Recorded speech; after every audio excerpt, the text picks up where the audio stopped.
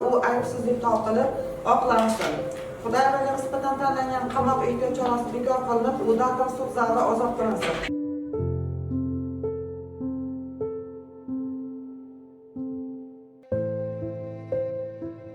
30 kunlik chaqaloq, emizikli chaqaloq qo'limda qolib ketdi. Haqiqat bo'lsa yuzaga chiqaringizlar. Navoiyda agar shunchalik shohlar, shunchalik zo'ravon odamlar ko'payib ketgan bo'lsa, tuhmatkashlar bitta tadbirkor ayolni sindirdi, shunday qizimda, bitta qizimda. Qizimda gunohi yo'q bu yerda. Tuhmat qilganlardan shu jazosini berishini so'rayman men, iltimos qilib. Mana shu emizikli farzandi qolib ketdi. Mana shu nohaqliklarni o'zingiz nazoratga olishingizni iltimos qilib so'rayman.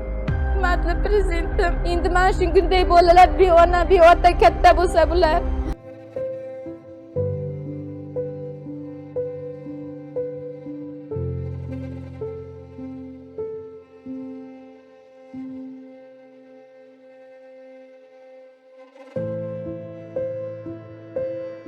Assalomu alaykum. Navoiyda faoliyat yuritgan samarqandlik tadbirkor Shahlo Xudayeva tilla do'konlari bilan nom qozongan edi. Biroq u Tabassum nomli do'konni sotib olgach, o'zi bilmagan holda jinoyat ishiga sherik sifatida jalb qilinib, Karmana tuman sudining hukmi bilan 5 yilga ozodlikdan mahrum etildi.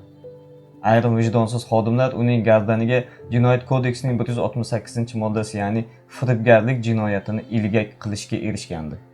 Jinoyat ishi hajmi keng bo'lgani uchun bu haqida keyinroq to'xtalganimiz ma'qul. Hozirda Shahloning taqdiri haqida. Shahlo 2024-yilning so'nggi bayrami Yangi yilni qamoqda kutib olishga majbur bo'ldi. Bu davrda esa uning qo'lidagi norasida go'dak hayotining atigi 2-3 kunini onasi bilan o'tkaza olgan edi xolos. Savol tug'iladi.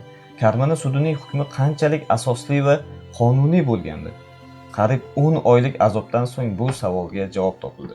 Xudoyevaning aybi tasdiqlanmadi. Apellyatsiya tartibida ish ko'rib chiqilib, Navoiy viloyat sudi 30-sentyabr kuni uni oqladi va sud zalidan ozod etdi. 6 oylik uy qamog'i, 10 oylik qamoq muddati ortida adolatga ishongan ayol va uning oilasi yaqinlari sobitlik bilan turib berdi. Umid uchqunlari yo'qolmagandi.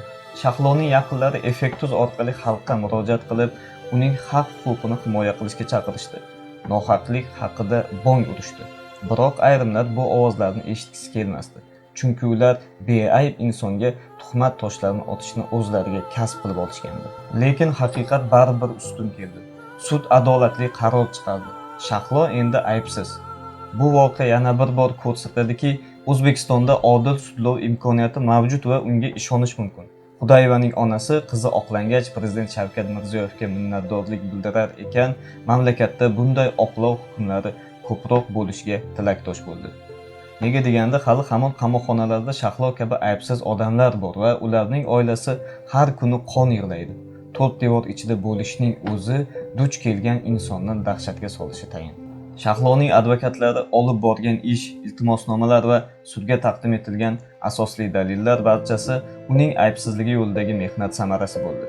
Endi Shahlo o'z farzandi tarbiyasida ona mehrini to'liq berishi va qarib qolgan, xastalikdan aziyat chekayotgan onasi bilan vaqt o'tkazishga ma'nan haqlidir. Biroq shunda ham bir savol ochiq qoladi. Shahloning 10 oy azob chekishiga sababchi bo'lganlar qonun oldida javob beradimi? Bilamizki, qonun ustuvorligini ta'minlash prokuratura zimmasida.